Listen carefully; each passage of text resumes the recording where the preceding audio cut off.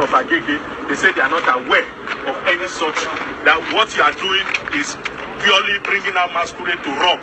These are some of, that is what you are doing. And that's the report. And they are violent. When they were arrested, they attempted to attack a policeman. Why? Don't say that. This is the DPO. You said the DPO is telling lies. The DPO is telling lies. Go and stand with your people. Come and stay here. That nonsense with me here. Then you think say you did.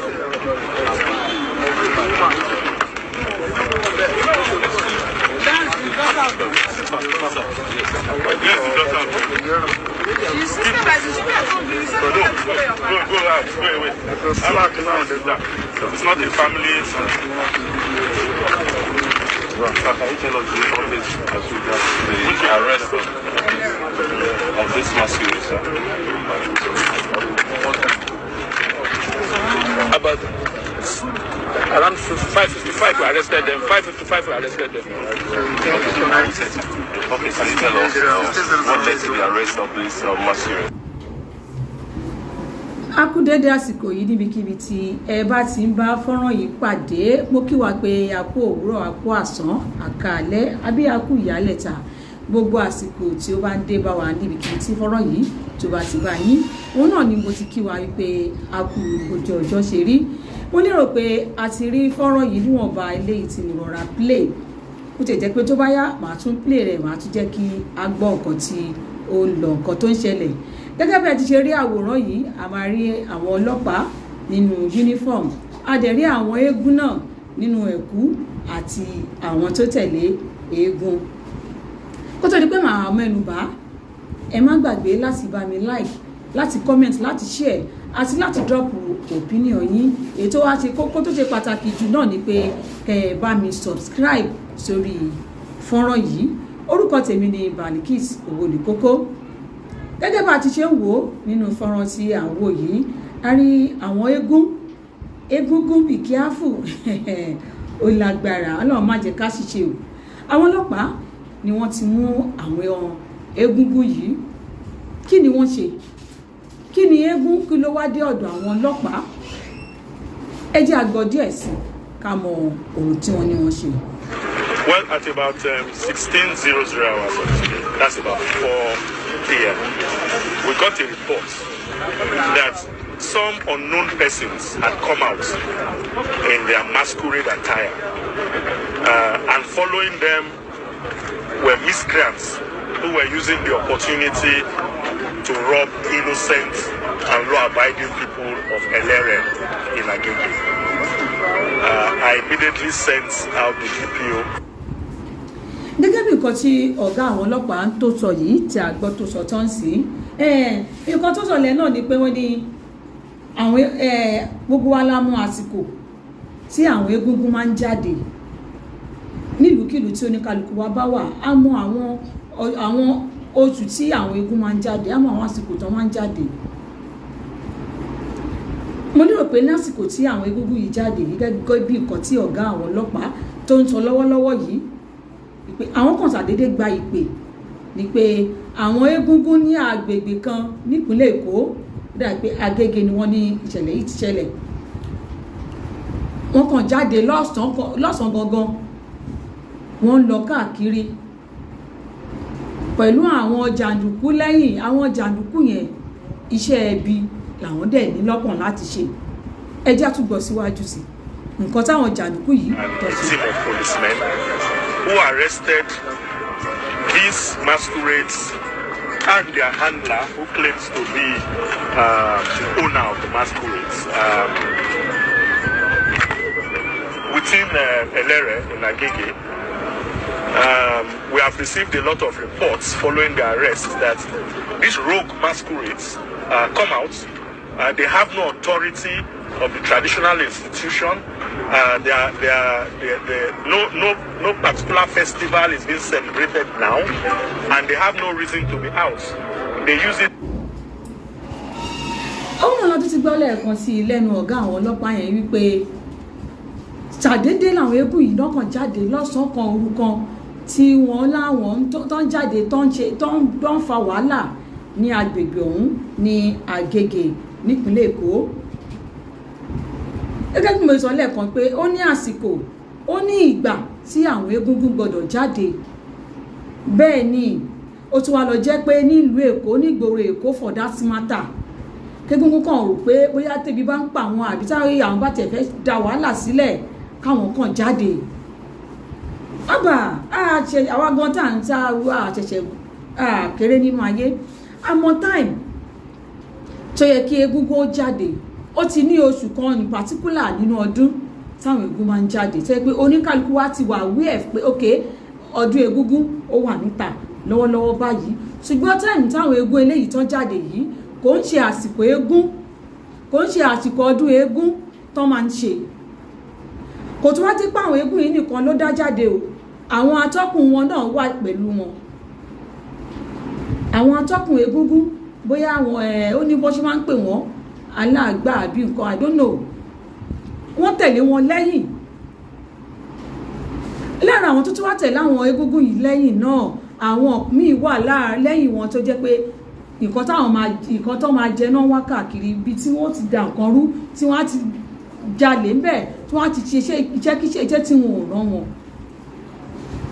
Òun làwọn àwọn tó wà lẹ́yìn eégún yìí ni wọ́n ń hù níwà. Mo lérò pé ìgbà tó ń dé agbègbè kan ní agbègbè Àgègè tí wọ́n ní wọ́n ti mú wọn yìí wọ́n ṣiṣẹ́ ibi wọ́n ti ṣe láabi ń bẹ̀ ló jẹ́ kí àwọn ará àdúgbò yẹn kí wọ́n rántí pé àwọn ọlọ́pàá ìpè tó ẹ gbà wá o àmọ́ nǹkan tó ń ṣẹlẹ̀ pẹ̀lú àwọn eégún yìí o eégún ló jáde jàǹdùkú ni wọ́n ìwà jàǹdùkú ni wọ́n ń hù lágbègbè ọ̀hún. Ẹjá tún gbọ́ síwájú sí ẹjá gbọ́ síwájú. Plain and simply to rob innocent people, and we have warned repeatedly that this command will not tolerate such acts of breakdown of law and order, such acts of hooliganism. I've ordered that the masquerades be derobed immediately and they and their handlers be charged to court for offences ranging from. Ṣé gbọ́ agbọ́kàn sí ọ̀gá ọlọ́pàá tó tún sọ yìí nígbà tí wọ́n gba ìpè táwọn ọ̀gá ọlọ́pàá tó gba ìpè táwọn ará àdúgbò bíi táwọn Egungun tó ti ń dà wọ́n láàmú tí wọ́n pè wọ́n ni wọ́n débẹ̀ wípé tó nígbà táwọn náà débẹ̀ wọ́n rí iṣẹ́ lábi táwọn Egungun yìí tán ni wọ́n ti lù ládùúgbò yẹn. Ó wá yà wọ́n lẹ́nu ó yè mí náà ó yẹ̀ yín náà lẹ́nu pé kí ló ṣẹlẹ̀ ṣé àsìkò ọdún eégún náà wà yìí ni. Ẹ má gbàgbé láti like láti comment láti share opinion yín ẹ sì tún bá mi ṣe pábánbárí ẹ̀ náà ni pé kẹ́ ẹ bá mi subscribe sí orí ìkànnì yìí tẹ̀ tí ń wò mí ẹ ṣeun.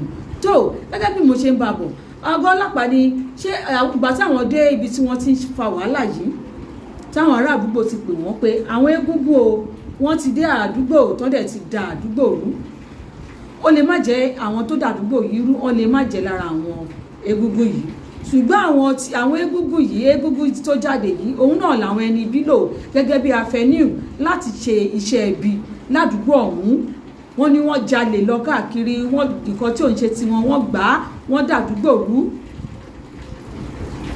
Gẹ́gẹ́ bí nǹkan tí ọ̀gá ọlọ́pàá sọ iṣẹ́ títí wọn òun náà ní láti dáàbò bo ìlú àti àwọn tó wà nínú ìlú yìí. Àwọn débẹ̀ wọ́n ṣiṣẹ́ wọn gẹ́gẹ́ bí iṣẹ́ wọn ni gbogbo àwọn tó tẹ̀lé eégún yìí pátá làwọn ti kó láti wà ní àkàtà àwọn ọlọ́pàá báyìí. Ṣé ká wá ní torí nǹkan tí Egungun fẹ́ jẹ tó fi jáde ṣé kò tí ì pàdé nǹkan tí ó jẹ báyìí kọ́lọ́run má jẹ́ ká jáde lọ́jọ́ tẹ́bi ń pa ọ̀nà. Ṣùgbọ́n l'opinion tèmi ṣé àsìkò ọdún eégún ni wọ́n wà ní ìpínlẹ̀ Èkó ní báyìí léyìí tí mo mọ̀ wípé kò lè jẹ́ bẹ́ẹ̀ kò lè jẹ́ àsìkò ọdún eégún lélẹ́yìí.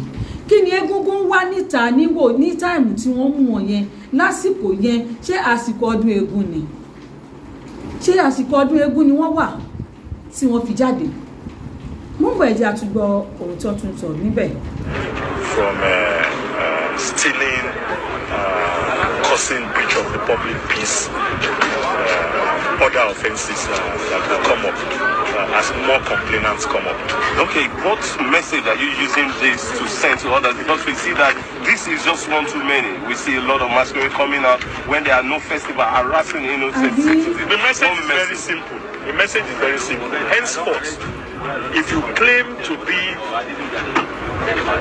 from a ruling house that has authority to come out with a masquerade, it must be tied to a particular festival, and you must have the expressed permission of the traditional institution of that area, the custodians of the custom and culture of the people, to come out with such a masquerade. Masquerades don't come out for no reason, and masquerades are tied to the culture of the people. Yes. You don't come out with rogue masquerades during the day for the purposes of committing robbery. Yes. We will not tolerate it. I have told my police. Yes, ẹgbẹ́ ọkọ̀ sọ́gà ọlọ́pàá sọ yẹn tó bá lè òfin yẹn ó ti wà wọ́n dẹ̀ tuntun náà àwọn tuntun wá ti fòǹtẹ̀lú báyìí pé tí àsìkò ọdún Egungun ò bá tí ì tó k'Egungun kọ̀ọ̀kan má jáde mọ́, tí àsìkò ọdún Egun tí ò bá tó ní ìpínlẹ̀ Èkó yìí ní agbègbè tí ọ̀gá ọlọ́pàá yìí tó ń sọ yìí, tásìkò ọdún Egungun ò bá tó kí l'Egungun wá níta, kí náà ń wá káàkiri. Àwọn ọdún eégún tó jáde yìí ṣé gẹ́gẹ́ bí opinion tèmi, mi ò mọ̀ títí yín o, ṣé ká ní àwọn wọ́n nídìí owó ni àbí wọ́n kàn mọ̀ọ́mọ̀ jáde síta láti da ìgboro rú, láti da omi àlàáfíà àdúgbò rú? Látayébáyé l'Egungun ti wà, lọ́dún Egungun ti wà, ní táìmù tọ́dún Egungun bá ti wà yìí oníkálukú Egungun tó bá ń jáde nírọ̀wọ́rọsẹ̀ náà máa ń lọ. Ibi tí ò bá yẹ kí wọ́n dé wọn kì í débẹ̀. Ṣùgbọ́n ojú ta fi tí gbogbo ẹ̀ bó ṣe ń lọ sí lẹ́nu ní ọdún ní sẹ́ńtírì tá a wà yìí, ó dàbẹ̀ ni pé àwọn ọmọ kéékèèké ni wọ́n kó sínú ẹ̀kú sí. Àwọn ọmọ kékeré tó jẹ́ pé tí wọ́n bí nǹkan wọ́n ṣe máa da nǹkan rú, òun làwọn nǹkan tó wà ní ọpọlọ títí wọn ni pé kí nǹkan ṣá dàrú. Àwọn tó jẹ́ atọ́kùn Egungun, mo lérò pé k'Egungun tó jáde wọ́n á sì fún wọn ní orientation pé okay o, these are the do's and don'ts. Whenever tẹ́yẹ bá ti wà nínú ẹ̀kú, nǹkan tó yẹ kẹ́ ẹ ṣe leléyìí, nǹkan tí ò yẹ kẹ́ ẹ ṣe leléyìí. Ó yẹ kí gbogbo ẹ̀ kó wà peaceful ni, náà dà pé kí Egungun jáde kán máa dàgbòrò rú, kán máa dàlú rú. Tí wọ́n máa sọ pé àwọn ń tọ́jú Egungun. Èkó nìkan kọ́ ni kíní ló ti ń ṣẹlẹ̀. Mo gbọ́ pé ìkan náà tún ṣẹlẹ̀ ní state kan náà bẹ́yẹn náà tó yẹ pé Egungun wọ́n ló na ẹlẹ́hàá. Just look at it. Ṣé wọ́n bá ti fún wa pé ẹlẹ́hàá ó lọ lọ́sọmọ́ Egungun lọ́rùn ni àbí kíni? No. Jẹ́jẹ́ ni wàhálà máa sùn kalẹ̀, àádẹ́ máa lọ fọwọ́ ara wa, máa lọ fi jí wàhálà yẹn sílẹ̀. Tó bá wá tẹ̀lẹ̀ tó ọ̀sẹ̀ máa pariwo ìjọba. Tó wọ́n máa wí sí wọ́n ní torí pé wọ́n ní ọ̀gá ọlọ́pàá yìí torí pé jọ́ ọlọ́pàá ni ló ṣe fi ọwọ́ ọlá ló fẹ́ fi gbá wọn lójú. Ṣé ojú òwá ti Ọlọ́run má jà rí kó ṣe dáadáa, ṣé ojú òwá ti àwọn atọ́kùn Egun náà? Ẹ wo bọ́gà ọlọ́pàá yẹn bó ṣe ń command wọn, ẹ wo ọ̀rọ̀ tọ́gà ọlọ́pàá yẹn tó ń tọ́ sí wọn. Wọ́n ti pé àwọn náà wọ́n rìn bó ṣe yẹ kán rìn. Kí ni Egungun wá níta lásìkò tí ò yẹ kó bọ́ síta? Ọdún Egun wà, táìmù tó máa ń ṣe ọdún Egun gbogbo wa náà la mọ̀.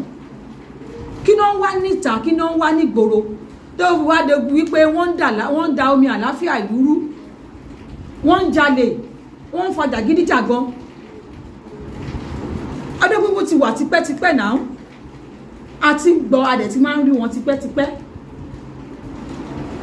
Àwọn tí ó bá jẹ́ pé a ti mọ̀ pé ọdún Egungun tẹ́lẹ̀ yìí wàhálà ló máa ń mú dání, a máa ráwọn Egungun míì wọ́n mú bí àdá, wọ́n mú gbogbo ẹ̀ dání tọ́kàn wọn fi tálẹ̀ kiri sẹ́dáradára lójú títì. Kò yẹ kí ọdún yẹn kò yẹ kó mú wàhálà dání, kò yẹ kó mú wàhálà kankan dání. Ó yẹ kí gbogbo ẹ̀ kó máa lọ nírọ̀wọ́rọsẹ̀ ni. Táwa mùsùlùmí ta bá ń tọdún ìrọ̀wọ́rọsẹ̀ ló máa lọ, tí kìrìtẹ́nì náà bá ń ṣe títí wọn ìrọ̀wọ́rọsẹ̀ ni. Wọ́n ti máa yẹ pé pàtí ọdún Egun bá dé ta, wàhálà, ìdààmú àwọn jàǹdùkú gbà ẹ̀ làwọn náà máa ń ní opportunity láti ṣiṣẹ́ ibi kò yẹ kó máa rí bẹ́ẹ̀ wọ́n jẹ́ ká tún gbọ́ ọ̀kan tí ọ̀gá ọlọ́pàá yẹn tó ní fún wa tó ń bá wọn sọ. In Olopa, any such rope masquerade that is seen should be arrested, deroped, and whoever is in charge or operating such masquerade should equally be arrested and charged to court. What is your take generally, sir, taking a look at a view of this achievement? What does this portend for the internal security of Lagos State? It portends a lot. It portends the fact that there is now vigilance.